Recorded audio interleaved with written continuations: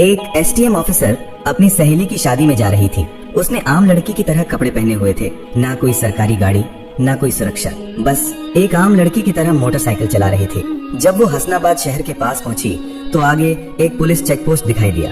वहाँ 3-4 पुलिसकर्मी check post के बाहर सड़क पर खड़े थे। उनके बीच में इंस्पेक्टर प्रोसेनजीत अपनी वर्दी में खड़ा था। उसने हाथ में लाठी उठाकर लड़की को रुकने का इशारा किया। लड़की ने मोटरसाइकिल सड़क से किनारे लगाई और खड़ी हो गई। इंस्पेक्टर ने सख्त आवाज में पूछा, कहाँ जा रही हो? लड़की ने बहुत शांत स्वर में जवाब दिया, एक सहेली की शादी है, वहीं जा रही हूँ। इंस्पेक्टर प्रोसेनजीत ने उसे सिर से पांव तक देखा। वो 28 साल की एक खूबसूरत महिला थी। नाम था बरनाली सिंह। फिर वो हंसते हुए बोला, अच्छा सहेली की शादी में खाना खाने जा रही हो, लेकिन हेलमेट क्या तुम्हारे बाप ने पहनना है? क्यों नहीं पहना? और ये बाइक भी बहुत तेज चला रही थी। चलो अब चालान कटेगा। ऐसा कहते हुए उसने चालान की पर्ची निकालनी शुरू कर दी। बरनाली समझ चुकी थी कि उसकी नीयत ठीक नहीं है और ये सब एक बहाना है। उसने कहा, सर मैंने कोई कानून नहीं तोड़ा है। ओ मैडम, हमें कानून मत सिखाओ, प्रोसेनजीत झल्ला कर बोला। उसने पास खड़े एक कांस्टेबल की तरफ देखा, फिर बरनाली की ओर मुड़कर कहा, इसे सबक सिखाना होगा। अचानक इंस्पेक्टर ने जोर से एक थप्पड़ मारा बरनाली के गाल पर। बहुत सवाल कर रही है, जब पुलिस कुछ कहे तो चुपचाप मान लेना चाहिए। बरनाली का सिर एक पल के लिए घूम गया, लेकिन उसने खुद को संभाल लिया। उसकी आंखों में गुस्सा साफ झलक रहा था। इंस्पेक्टर हंसते हुए बोला, अब भी इसकी आंखों में घमंड है, ऐसे कितनों को ठीक कर चुका हूँ, इसे अच्छी तरह से सबक सिखाना होगा। एक कांस्टेबल आगे आया और बोला, सर इसे थाने ले चलते हैं, वहीं इसका इलाज होगा, तब समझेगी कि पुलिस से कैसे बात की जाती है। फिर एक और कांस्टेबल ने बरनाली का हाथ पकड़कर खींचते हुए कहा, चलो गाड़ी में बैठो। बरनाली ने झटके से अपना हाथ छुड़ाया और गुस्से में बोली, हाथ लगाने की कोशिश मत करना वरना अंजाम अच्छा नहीं होगा। इंस्पेक्टर और भड़क गया। उसने एक और कांस्टेबल से कहा, देखो इसका घमंड। कांस्टेबल आगे बढ़ा, बरनाली का बाल पकड़कर उसे खींचने लगा। बरनाली दर्द से कराह उठी, फिर भी उसने अब तक अपनी असली पहचान नहीं बताई थी। वो देखना चाहती थी कि ये लोग कितनी नीचता तक जा सकते हैं। इसी बीच एक पुलिसकर्मी ने गुस्से में उसकी बाइक पर लाठी मार दी और ऊंची आवाज में बोला, बड़ी आई साधु बनने वाली, अब तुझे खिलौना बना के खेलेंगे।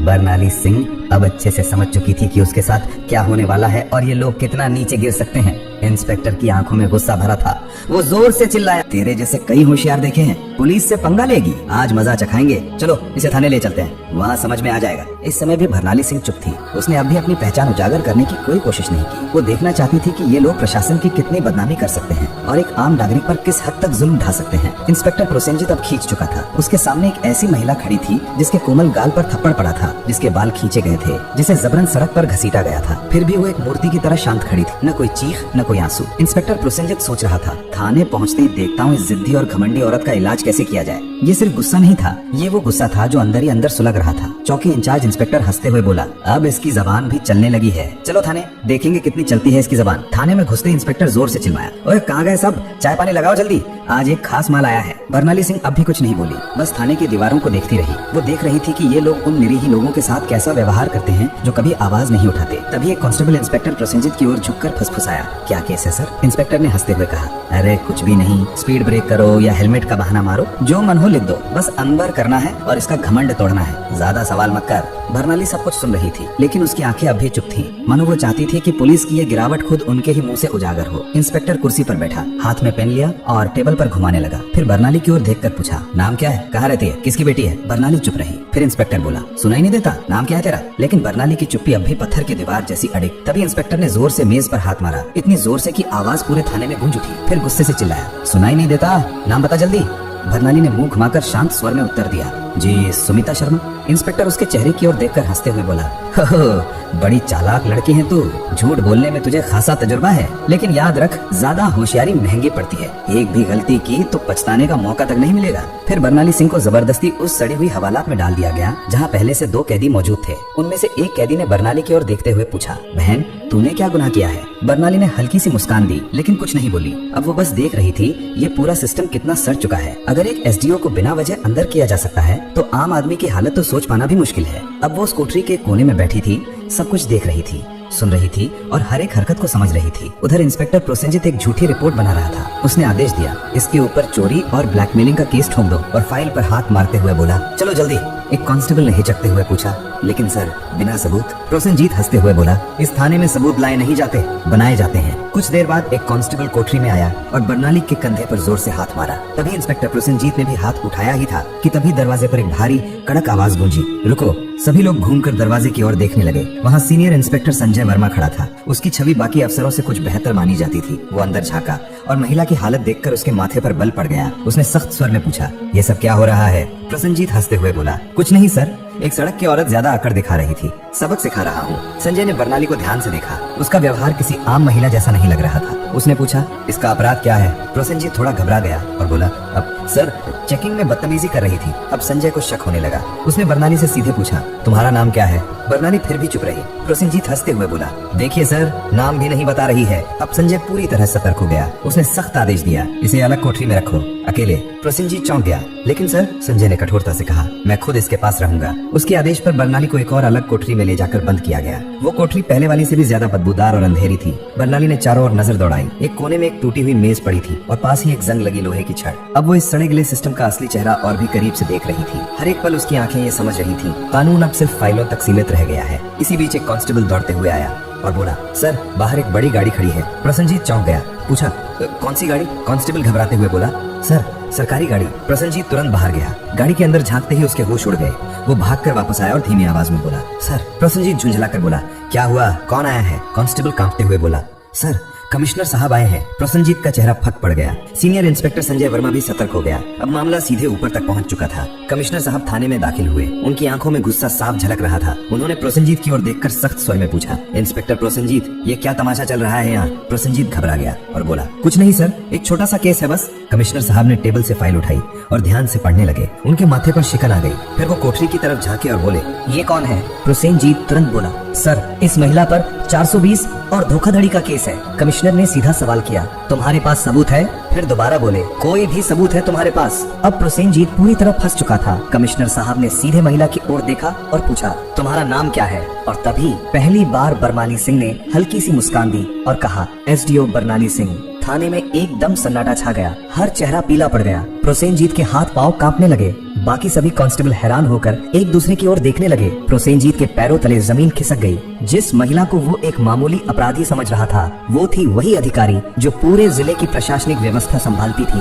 वो कोई आम औरत नहीं थी, वो थी स्वयं एसडीओ बरनाली सिंह। जिस महिला को सड़क पर घसीटा गया था, जिसके बाल खींचे गए थे, जिसे थप्पड़ मारा गया था, जब ये सच्चाई सबके सामने आई, पूरे थाने में हड़कंप मच गया। सभी कांस्टेबल स्तब्ध हो गए। कमिश्नर साहब ने तेज गुस्से से भरी नजर से इंस्पेक्टर प्रोसेनजीत की ओर देखा और गरजते हुए बोले, प्रोसेनजीत, तुझ में इतनी हिम्मत आई कैसे कि तू एक सीनियर ऑफिसर पर झूठा आरोप लगाने की जुर्रत कर बैठा? प्रोसेनजीत कुछ बोलने की कोशिश कर ही रहा था कि तभी पास में खड़े सीनियर इंस्पेक्टर संजय वर्मा जोर से बोले, सर, मैंने पहले ही कहा था कि यहाँ कुछ ना कुछ गड़बड़ है। अब प्रोसेनजीत पूरी तरह अकेला पड़ चुका था। तभी पहली बार बरनाली सिंह ने अपनी शांत लेकिन दृढ़ आवाज में सीधा फैसला सुना दिया, प्रोसेनजीत, अब तेरी नौकरी गई, तेरा सस्पेंशन पक्का और तेरे खिलाफ अब केस भी चलेगा। ये सुनते ही प्रोसेनजीत का चेहरा जैसे सफेद पड़ गया। सांस अटकने लगी। बाकी पुलिसकर्मी भी उससे नजरें चुराने लगे। संजय वर्मा ने तुरंत आदेश दिया, हवलदार साहब, इसे पकड़ो और लॉकअप में डालो। लेकिन तभी प्रोसेनजीत ने अपनी जेब से एक मुड़ा हुआ कागज निकाला और मुस्कुराते हुए बोला, रुको मैडम, ये पहले देख लो, फिर जो करना हो कर लेना। उसने कागज आगे बढ़ाया। कमिश्नर और बरनाली दोनों की नजरें एक साथ उसकी ओर गईं। प्रोसेनजीत बोला, ये लो मेरा ट्रांसफर ऑर्डर। 3 दिन पहले ही मेरा तबादला हो चुका है। अब चाहे तुम जितना भी गुस्सा करो, मुझे नौकरी से नहीं निकाल सकती। पूरे थाने में फिर एक बार सन्नाटा छा गया। बरनाली ने वो कागज हाथ में लिया और ध्यान से पढ़ा। कमिश्नर ने संजय वर्मा की ओर तीखी नजर डालते हुए कहा, जाओ देखो, ये कागज असली है या सिर्फ दिखावा? संजय ने कंप्यूटर रिकॉर्ड खंगाला और फिर सिर उठाकर बोला, सर, ये असली है, लेकिन अब तक इसने नए इंस्पेक्टर को चार्ज नहीं सौंपा है। यानी अभी तक यहाँ का आधिकारिक इंस्पेक्टर यही है और सारे कुकर्म इसी के कार्यकाल में हुए हैं। अब इसे कोई नहीं बचा सकता। बरनाली सिंह ने प्रोसेनजीत की आंखों में आंखें डालकर कहा, अब तेरा नया ठिकाना वही होगा जहाँ तू दूसरों को डाला करता था। कमिश्नर ने भी सिर हिलाकर उसकी बात पर अपनी मुहर लगा दी। जैसे ही 2 कांस्टेबल उसे पकड़ने आगे बढ़े, प्रोसेनजीत फिर से चाल चल गया और जोर से बोला, रुको मैडम, मैं अकेला नहीं हूँ। क्या आपको लगता है कि सारा दोष सिर्फ मेरा है? फिर वो थाने के बाकी पुलिस वालों की ओर इशारा करते हुए बोला, ये सब मेरे साथ थे, ऊपर तक सब शामिल हैं। इतना कहते ही कुछ पुलिसकर्मियों के चेहरों का रंग उड़ गया। सीनियर इंस्पेक्टर संजय वर्मा हालात को भांपकर एक एक करके सभी की ओर शक की नजरों से देखने लगे। बरनाली सिंह ने शांत लेकिन दृढ़ स्वर में कमिश्नर की ओर देखते हुए कहा, अब इस पूरे थाने को साफ करना होगा, कोई नहीं बचेगा। कमिश्नर ने भी सिर हिलाते हुए कहा, जो हुक्म मैडम, अब एक एक करके सबका हिसाब लिया जाएगा। ये बात मुंह से निकलते ही थाने के भीतर बिजली सी गिर गई। थाने के बाहर कुछ पत्रकार पहले से खड़े थे। उन्हें पहले से ही शक था कि थाने के अंदर कोई बड़ा घोटाला चल रहा है। जैसे ही उन्हें खबर मिली कि पूरा थाना लाइन हाजिर किया गया है, उन्होंने तुरंत मोबाइल से ब्रेकिंग न्यूज वायरल करना शुरू कर दिया। उसी वक्त एक चमचमाती गाड़ी थाने के सामने आके रुकी, दरवाजा खुला और स्वयं एसपी साहब बाहर आए। चारों ओर नजर दौड़ाई, हर चेहरे पर हवाइयां उड़ रही थी। थाने के सारे अफसर एक तरफ चुपचाप खड़े थे। एसपी साहब ने तीखे स्वर में पूछा, यहाँ कब से तमाशा चल रहा है? लेकिन कमिश्नर और थाना इंचार्ज दोनों एकदम चुप थे। तभी बरनाली सिंह ने सीधे एसपी की आंखों में आंखें डालकर कहा, क्या तुम्हें लगता है तुम बच जाओगे? संजय वर्मा तुरंत एक फाइल निकालकर बरनाली सिंह के हाथ में थमा दी। ये वही फाइल थी जिसमें एसपी साहब के सारे काले कारनामों का पर्दाफाश था। बरनाली ने वो फाइल एसपी साहब की ओर बढ़ाते हुए कहा, लो देखो, इसमें तुम्हारे हर गुनाह का किराया लिखा है। एसपी साहब के माथे से पसीना बहने लगा। कमिश्नर ने बिना एक पल गंवाए तेज आवाज में आदेश दिया, पकड़ो इसे, तुरंत गिरफ्तार करो। पूरा थाना स्तब्ध रह गया। इतने बड़े अफसर को किसी ने पहली बार खुलेआम इस तरह चुनौती दी थी। एसपी की गिरफ्तारी के साथ ही पूरे जिले में तूफान आ गया। मामला दिल्ली तक पहुंच गया। मुख्यमंत्री तक खबर पहुंच चुकी थी और वहां से सीधे आदेश आया कि जिले में जितने भी अफसर मिलकर गड़बड़ कर रहे थे सबको गिरफ्तार करो। अगले 2 ही दिनों में पूरे जिले से 40 से ज्यादा पुलिस अफसर, 10 से ज्यादा बड़े अधिकारी और कुछ राजनीतिक नेता भी गिरफ्तार कर लिए गए। हसनाबाद जिले की हवा ही बदल गई। अब चारों तरफ सिर्फ एक ही नाम था, एसडीओ बरनाली सिंह। उनकी ईमानदारी और साहस की चर्चा हर जुबान पे थी। वो महिला जिसने पूरे सड़े गले सिस्टम को हिलाकर रख दिया था। अब प्रशासन में एक नई गति, एक नई सोच और सबसे अहम एक नया डर आ गया था। अब कोई भी ये नहीं कह सकता था मुझे कुछ नहीं होगा। बरनाली सिंह का काम पूरा हो चुका था। उन्होंने साबित कर दिया था, अगर मन साफ हो, नीयत सच्ची हो, तो पूरा देश भी सुधारा जा सकता है। अगर आपने वीडियो को यहाँ तक देखा है तो प्लीज एक लाइक जरूर करें और चैनल को सब्सक्राइब करके हमारा साथ दें।